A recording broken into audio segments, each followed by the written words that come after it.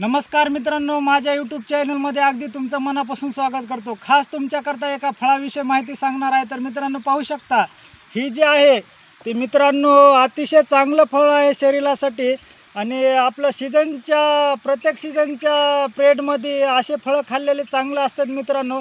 तर आधी ह्याचं नाव सांगतो मित्रांनो। तर याचं नाव आहे तेल चोपडा मित्रांनो। कारण तर पावसाळी दिवसामध्ये हे येतो मित्रांनो आणि आपलं दिवाळीच्या पिरियडमध्ये ही पिकाय सुरू होतं मित्रांनो। आता सध्या हिरवा आहे मित्रांनो,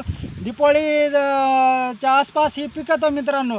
तर पाहू शकता मित्रांनो, ह्याचे जे फळं आहेत मित्रांनो, ते फळं आपले हिरव्या कलरचे आहेत आता सध्या आणि पिकल्यावर चॉकलेटी कलरचे होतात मित्रांनो आणि शरीरासाठी अतिशय चांगलं असतं खायला।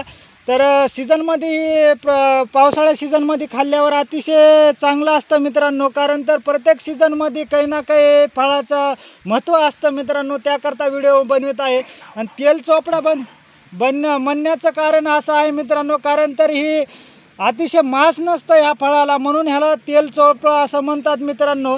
कारण तर अशीच मी माहिती तुमच्यासाठी घेऊन येतो। माझ्या चॅनलला लाईक सबस्क्राईब करा मित्रांनो। कारण तर आता जी व्हिडिओ बनविलेला आहे ही शेतीमधून बनविलेला आहे। ऊन असल्यामुळे ती आता मला उन्हामध्ये काढता आलेलं नाही व्हिडिओ मित्रांनो। कारण तर सावलीला घेऊन तुम्हाला दाखवित आहे मित्रांनो।